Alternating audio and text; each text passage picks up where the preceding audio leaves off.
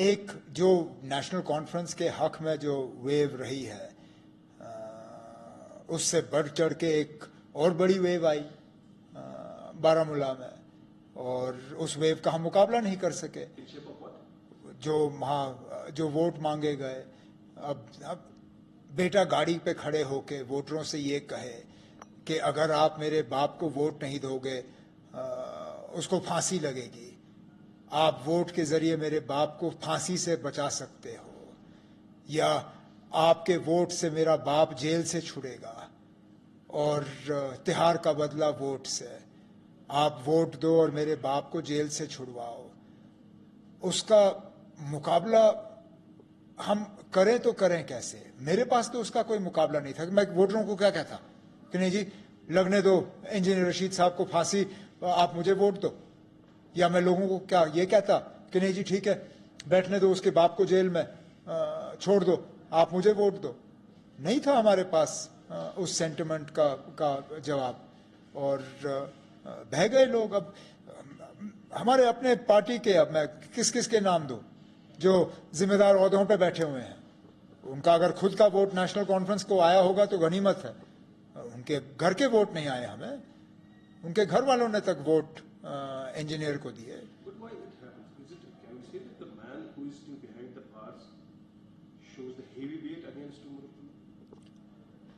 جناب سینٹیمنٹ ہے، سینٹیمنٹ مطلب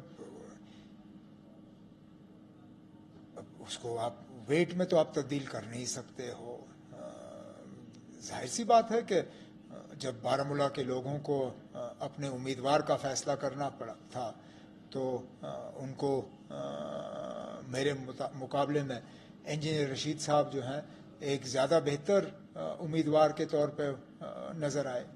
ان کو یہ لگا کہ انجینئر رشید صاحب ان کے جذباتوں کی ترجمانی جو ہے زیادہ بہتر طریقے سے کر سکیں گے.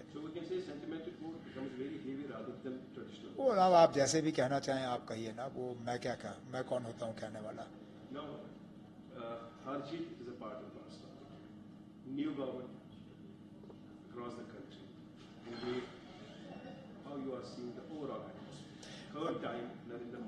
ہاں وہ تھرڈ ٹائم تو ہے، لیکن زندگی میں پہلی بار کولیشن.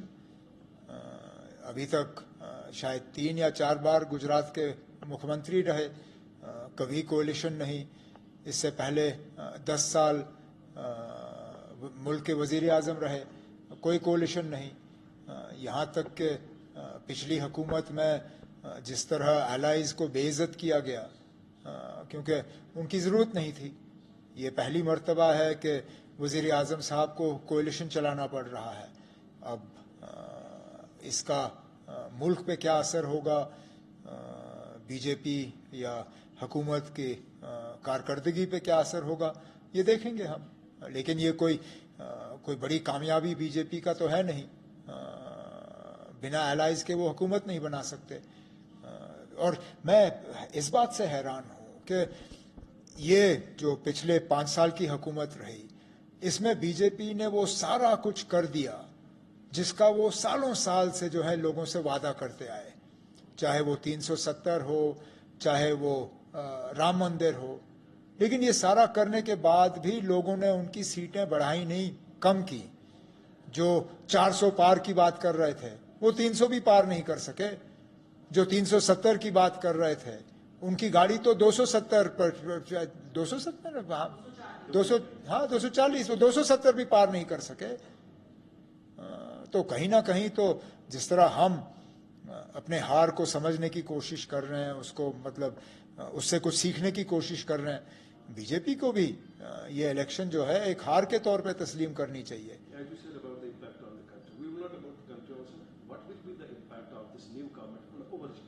جے این کے کا میں کہہ نہیں سکتا ہوں. ہم تو یہ امید کریں گے کہ ہمارے ساتھ جو دھوکے ہوئے ہیں ان کو ٹھیک کیا جائے گا. پہلی بات تو یہ کہ آپ ہمیں اسٹیٹ ہوڈ ریسٹور کریے اور ہمارے اسمبلی الیکشن کرائیے. اس کے بعد جو ہمیں باقی لڑائی لڑنی ہوگی 5 اگست 2019 کے خلاف وہ ہم لڑتے رہیں گے.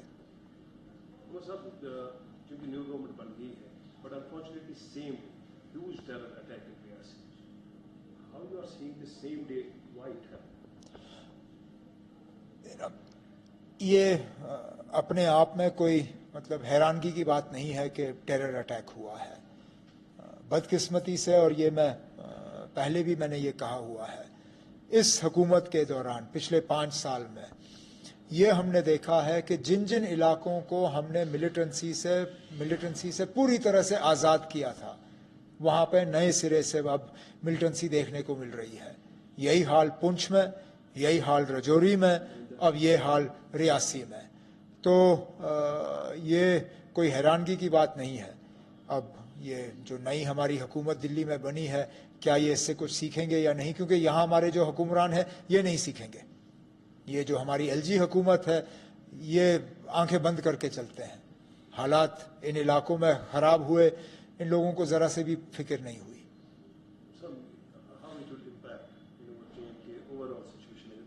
ایک طرف سے آج کا بیان جو تھا جی او سی 15 کا سچویشن آن بارڈرز تھا، بٹ انادر سائڈ سچ انسٹنٹس.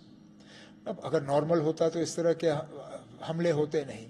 یہ تو نارمل ہے نہیں، اور جو لوگ نارملسی کا دعویٰ کرتے آئے ہیں یہ ان لوگوں کو اس چیز کا جواب دینا ہوگا. ہم نے تو ہمیشہ کہا کہ یہاں حالات نارمل نہیں ہیں. ہم نے تو ہمیشہ یہ کہا کہ 370 جو ہے اس کی وجہ سے بندوق یہاں نہیں آئی، کیونکہ یہ بی جے پی والے دعویٰ کر رہے تھے کہ 370 ہٹنے کے بعد بندوق کا جو ہے یہاں اثر رسوخ ختم ہو جائے گا. لیکن یہ بندوق جو ہے یہ 370 کی وجہ سے یہاں نہیں آیا، اور 370 کے ہٹنے کے بعد یہ بندوق خاموش نہیں ہوگا. اس بندوق کو خاموش کرنے کے لیے ایک بات چیت کا ماحول بنانا ہوگا، اور اس بات چیت کے ماحول کو تیار کرنے میں دونوں ملکوں کو اپنا رول ادا کرنا ہوگا. ابھی فی الحال تو ہمیں کسی بھی سائڈ سے کچھ نظر نہیں آ رہا ہے، اور اس حکومت کو ابھی بنے ہوئے 24 گھنٹے بھی نہیں ہوئے. تھوڑا سا ان کو سنبھلنے دیجئے، انہیں بھی وقت لگے گا دوبارہ اپنا کاروبار شروع کرنے میں. پھر دیکھتے ہیں آگے کہاں تک پہنچتے ہیں. یہ آپ کی نظر میں اس گورنمنٹ کو تبدیلیاں لانی پڑے گی جس کے حساب سے ابھی تک اب جس طرح لوگوں نے سزا دی، لوگوں نے تبدیلی مانگی ہے. اب جس طرح منتریاں بنے، تبدیلی اس میں تو کوئی خاص ہمیں نظر نہیں آ رہی ہے. لیکن ووٹر نے اگر کچھ پیغام مودی صاحب کو بھیجا ہے، وہ یہ بھیجا ہے کہ آپ کے یہ جو پچھلے 5 سال رہے ہیں ہم اس سے خوش نہیں ہیں. ہم بدلاؤ چاہتے ہیں. ہم چاہتے ہیں کہ آپ اپنا طور طریقہ بدلیں. ہم چاہتے ہیں کہ آپ ہماری بات سنیں، نہ صرف کہ ہم آپ کی بات سنتے رہیں. بہتر یہ ہوگا کہ اب حکومت کے طرف سے لوگوں کی بات سنی جانی چاہیے. صاحب چونکہ گورنمنٹ بننے سے پہلے کافی نظر ٹکی تھی جو چندر بابو نائیڈو نیتیش کمار پر کہ جب انڈیا آزاد کی طرف ان کا پروڈا دکھائی دیا. اب چونکہ ایک عجیب سا ٹرن ہو گیا کیونکہ ان کا ایک کشمیر کے ساتھ کچھ کنیکٹیوٹی بھی رہی ہے، تھوڑا سا تجربہ. کیا ہماری یہاں ان کی پریزنس اس گورنمنٹ میں امپیکٹ پڑے گی جو restore the statehood and other activities? امید کرتے ہیں. کیا کریں گے کیا نہیں کریں گے یہ وقت بتائے گا، لیکن ہم تو چاہیں گے، کیونکہ جب ہمارے جموں کشمیر کے ساتھ 5 اگست کو جو ہوا، خاص کر جب ہمیں ہماری ریاست چھینی گئی، ہمیں یو ٹی بنایا گیا، ہمارے 2 ٹکڑے ہوئے، اس وقت چندر بابو نائیڈو صاحب نے بی جے پی کا ساتھ دیا تھا. ظاہر سی بات ہے الیکشن کے نتیجے اگر آپ دیکھیں جموں کشمیر میں تو لوگ اس فیصلے سے خوش نہیں ہیں. لداخ میں بھی بی جے پی کو جو ہے کس کے ووٹروں نے جو ہے مارا ہے، اور جموں میں بھی کوئی خاص بی جے پی کا پردرشن کچھ ٹھیک رہا نہیں. تو یہ سب دیکھتے ہوئے مجھے لگتا ہے کہ چندر بابو نائیڈو صاحب کو اس بات کا احساس ہونا چاہیے کہ جو انہوں نے 5 اگست 2019 کو بی جے پی کی مدد کی تھی، لوگ اس فیصلے سے خوش نہیں ہیں. اور اگر وہ ہمارے اسٹیٹ ہوڈ اور ان چیزوں کو ریسٹور کرنے میں اب لوگوں کی مدد کریں گے تو اچھا ہوگا. اس سے پہلے ایکسپیکٹ آپ کر رہے ہیں کہ جو پارلیمنٹ الیکشن ہوئی اسی طرح اسمبلی انتخابات کی امید ہے؟ ہم امید تو کر رہے ہیں کہ جلد سے جلد یہاں کوڈ آف کنڈکٹ لگے گا اور اسمبلی کے الیکشن جو ہیں وہ سلسلہ شروع ہو جائے گا. اس الیکشن میں اور ایک بات دیکھنے کو ملی ہے کہ جو ہماری یہاں پارٹیاں ہیں، چاہے نیشنل کانفرنس ہے، پی ڈی پی ہے، جو بھی ہے، اس میں کشمیر ویلی میں نیشنل کانفرنس دکھی. جموں میں تو پڑا اپوزیشن کا باری رہا ہے، اور نارتھ کشمیر میں آنے والے ٹائم میں کس طرح کا امپیکٹ پڑ سکتا ہے جو ہماری خود کی پارٹی ہے؟ اب اس الیکشن میں سب سے بڑی کامیابی نیشنل کانفرنس کی رہی. اگر آپ ووٹ شیئر کے لحاظ سے دیکھیں, اگر آپ سیٹس, اسمبلی سیٹس سیگمنٹس کے لحاظ سے دیکھیں, تو سب سے بھاری کامیابی جو ہے نیشنل کانفرنس کی رہی, اس بات کے باوجود کہ نارتھ کشمیر میں ہماری حالت کافی پتلی رہی.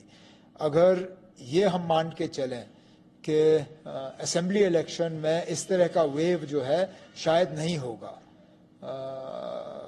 جس طرح ہم نے نارتھ کشمیر میں دیکھا, تو امید کی جاتی ہے کہ آنے والے اسمبلی الیکشنوں میں بھی نیشنل کانفرنس کا جو پرفارمنس ہے وہ ٹھیک رہے گا. لیکن ہمیں ووٹروں کو تک پہنچنا ہوگا, اپنی بات ووٹروں تک پہنچانی ہوگی. جہاں ہماری کچھ کوتاہیاں رہی ہیں, جہاں ہماری کچھ کمزوریاں رہی ہیں, جہاں ذاتی طور مجھے اس الیکشن سے سیکھنے کے لیے جو ہے ایک پیغام بارہمولہ کے لوگوں نے دیا ہے, ہمیں سیکھ کے جو ہے اور ان چیزوں کو درست کر کے ہی اپنے آپ کو دوبارہ لوگوں کے سامنے پیش کرنا چاہیے.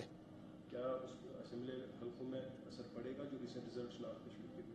ہو سکتا ہے, اب دیکھیں, آنے والے دنوں میں پتہ چلے گا. صاحب جب بھی ہم نے دیکھا ہے جب سے الیکشن کیمپین اسٹارٹ ہوئے, الیکشن ہوا تھا, نارتھ کشمیر میں ملٹنٹ اٹیک اسٹارٹ ہوئے تھے. اب چونکہ کل ریاسی کا ہوا ہے, کیا خدشات ہم مان سکتے ہیں؟ امرناتھ یاترا آنے والی ہے, ایک چیلنج ٹاسک. یہ آپ سوال یا تو پولیس سے کریں یا انٹیلیجنس ایجنسیوں سے. میرے پاس تو کوئی ایسی خبر نہیں ہے جس کی بنیاد پہ میں یہ کہوں کہ یاترا کو خطرہ ہے یا نہیں ہے. نہ میں کوئی ایسی بات کرنا چاہتا ہوں جس سے کہ کوئی میرے اوپر یہ الزام لگائے کہ میں یہاں لوگوں کو ڈرانے کی کوشش کر رہا ہوں یا ماحول بگاڑنے کی کوشش کر رہا ہوں. ہم ہمیشہ یہ امید لگائے بیٹھے ہیں کہ یاترا جو ہے پرامن طریقے سے ہو, جو یاتری آئیں وہ صحیح سلامت جو ہے یاترا کر کے یہاں سے واپس چلے جائیں, اور یہی ہماری امید رہے گی اور یہی ہماری دعا رہے گی. صاحب کشمیر میں حالات کیسے بھی رہے, جموں کشمیر کے لوگوں نے ہمیشہ یہاں رواداری دکھائی ہے, لیکن جو اب نئی گورنمنٹ بنی ہے, کیا ایکسپیکٹ کریں گے کہ جو 5 سال یا پچھلے 10 سالوں سے مسلم کمیونٹیز نے پرابلمس فیس کیے ہیں ان کا کچھ ازالہ ہوگا یا ایز اٹ از وہی؟ اب جس طرح ووٹ پڑے ہیں باقی ملک میں, اور جس طرح این ڈی اے میں کوئی مسلمان نہیں, کوئی سکھ نہیں, کوئی کرسچن نہیں, کوئی بودھ نہیں, مجھے لگتا ہے بی جے پی کو نہیں این ڈی اے کو ذرا حساب لینا ہوگا کہ وہ کس طرح کا ہندوستان چاہتے ہیں. یہ ملک جو ہے یہ کسی ایک مذہب کے لیے نہیں ہے, سب کے لیے ہے. جموں کشمیر نے جس ہندوستان کے ساتھ الحاق کیا وہ مہاتما گاندھی کا ہندوستان تھا. وہ یہ ہندوستان نہیں ہے جس میں پورے این ڈی اے میں آپ کو ان 4 مذہبوں کا کوئی ایم پی ہی نہ ملے. یہ شرم کی بات ہے ان سارے این ڈی اے والوں کے لیے کہ نہ کوئی مسلمان, نہ کوئی سکھ, نہ کوئی بودھ, نہ کوئی عیسائی. ان کو اپنا طور طریقہ جو ہے بدلنا چاہیے. اگر انہوں نے مسلمانوں کے ساتھ صحیح سلوک کیا ہوتا شاید ان کی سیٹوں میں جو ہے ان کی تعداد بڑھ جاتی. مسلمانوں نے اچھا خاصا اپنے ووٹ کا استعمال کیا اور اس کا خمیازہ بی جے پی والے بھگت رہے ہیں آج. آنے والے ٹائم میں چونکہ بات چیت کا ڈنڈورا ہر کوئی پیٹتا ہے, لیکن سامنے آنا بڑا مشکل ہوتا ہے. اکراس دا بارڈر ہمارے یہاں لیڈرشپ بھی نہیں ہے, کس طرح کا امپیکٹ پڑ سکتا ہے؟ الیکشنز بھی ہوں گے, اسٹیٹ ووٹ بھی نہیں ہے. اب یہاں الیکشن ہو جانے دیجئے, حکومت بننے دیجئے, پھر ہم اس پہ بات کر سکتے ہیں. فی الحال تو کوئی زیادہ مجھے اس میں بدلاؤ ہوتے ہوئے دکھتا نہیں ہے. اور میں نے ہمیشہ یہ کہا ہے جہاں بات چیت کے ذریعے ہمیں مسئلے حل کرنے ہیں وہاں بات چیت کے لیے ماحول بھی تیار کرنا ہے. اور میں مان کے چلتا ہوں کہ ماحول تیار کرنے میں جتنی ذمہ داری اس ہمارے ملک کی ہے اس سے شاید زیادہ ذمہ داری ہمارے پار کے ملک کی ہے. انہیں بھی اپنی ذمہ داری سمجھنی ہوگی, انہیں بھی کوشش کرنی ہوگی کہ بات چیت کے لیے ماحول بنے, اور پھر آگے جا کے دیکھیں گے ہم کہاں تک پہنچ پائیں گے. ریسنٹلی انٹرنیشنل لیول پہ حالات ایسے ہوئے کہ سب نے کہا تھرڈ ورلڈ وار کی تیاری شاید نزدیک ہو گئی ہے. کیا خدشات, کیونکہ جو فلکچویٹ ہوتا ہے کبھی سارے لوگ بھی پریشان ہوتے ہیں, انٹرنیشنل کمیونٹیز کا پریشر, اوور آل ماحول ایسا بگڑ جاتا ہے کہ واقعی لگتا ہے کہ عالمی جنگ کے؟ فی الحال تو مجھے کوئی ایسا جنگ نظر نہیں آ رہا ہے. ہیں کچھ علاقے جہاں پہ پرابلم. اب دیکھیے کس طرح فلسطین کے لوگوں کو دن دہاڑے جس طرح ان کے خلاف طاقت کا استعمال ہو رہا ہے. 4 لوگوں کو بچانے کے لیے لگ بھگ 300 لوگ جو ہیں ان کی جانوں کا کوئی مطلب ہی نہیں. ایک طرف سے 4 بچائے, دوسری طرف سے آپ نے 300, جو میں پڑھ رہا ہوں 300 کے آس پاس آپ نے مارے, پتہ نہیں کتنے 100 آپ نے زخمی کیے. یہ کہاں کا انصاف ہے نا. कभी ना कभी तो इन चीज़ों का जवाब लिया जाएगा। जो दुनिया के लीडर बने हुए हैं, जो इस्लामी मुल्क के लीडर बने हुए हैं, उनकी आवाज को हुआ क्या है? आखिरकार उनकी जबानों पे ताला क्यों लगा है? क्या उन्हें जो अफसोस हमें होता है, क्या उन्हें वो अफसोस नहीं होता? अगर मैं आपसे जिक्र कर सकता हूं इस चीज के बारे में, वो तो बड़े बड़े बादशाह लोग बैठे हैं ना, क्या वो जिक्र नहीं कर सकते? क्या जरा सा भी उनकी हमदर्दी जो है वो रही नहीं? मैं समझ नहीं पाता हूं यार। थर्ड वर्ल्ड वॉर तो दूर की बात, वो हालात शायद नहीं बनेंगे, लेकिन जो इन लोगों पे गुजर रही है उसको तो रोकने की कोशिश वो करें। मोहम्मद साहब, दिल्ली में आम आदमी पार्टी का इस टाइम एक टोटल ही रिजल्ट देखने को मिला जो एक्सपेक्टेड शायद नहीं था। नहीं, वो तो 4 सीट की उम्मीद लगाए बैठे थे, लेकिन मैं भी बारामूला से जीतने की उम्मीद रखा था। तो एक्सपेक्टेशन और रियलिटी दोनों में फर्क रहता है ना। अब मैं एक्सपेक्ट कर रहा था जीतना, वहां से मुझे ऐसे कस के थप्पड़ पड़ी कि अभी भी उस थप्पड़ की आवाज मेरे कानों में गूंज रही है। आम आदमी पार्टी के साथ भी यही हुआ। मोहम्मद साहब, आखिरी बात पूछना चाहूंगा, क्योंकि असेंबली कब होंगे कब नहीं होंगे तो जरूर, लेकिन जो रिसेंटली वोट में जमात इस्लामी का भी प्रेजेंस देखने को मिला, क्या आने वाले टाइम में एक अच्छा खासा माहौल उनके लिए भी पैदा हो सकता है? आ जाए। अभी तक ना जमात इस्लामी ने इस इलेक्शन में अपने वोट का इस्तेमाल किया, लेकिन उनका उम्मीदवार कहीं नहीं था। इससे पहले भी कौन सा ऐसा इलेक्शन है जिसमें जमात इस्लामी के लोगों ने वोट नहीं डाले? और हम भी जानते हैं कि अक्सर बेशतर उनका वोट किस तरफ को गया। अच्छा यही होगा कि वो खुल के मैदान में उतरें, अपने उम्मीदवार लाएं और फिर बताएं लोगों को कि वो क्या हासिल करेंगे यहाँ के लिए। पिछले 35 साल जो हमारी तबाही रही उसके बारे में भी उनसे पूछा जाएगा। जो उनके आगे के इरादे हैं जम्मू कश्मीर के बारे में, वो भी इसी मुल्क के आइन का हल्फ उठाएंगे जिस मुल्क का आइन का हल्फ मैं उठाता हूं। उसके बाद बताएं लोगों को कि वो क्या करेंगे जम्मू कश्मीर के लिए। नमस्कार, मैं हूं मानक गुप्ता। अगर आपको हमारा ये वीडियो पसंद आया हो तो इसे लाइक और शेयर जरूर करें, और हां, हमें सब्सक्राइब और फॉलो करना ना भूलें ताकि आप देश और दुनिया की कोई खबर मिस ना करें। तो जुड़े रहिए हमारे साथ और देखते रहिए न्यूज़ 24।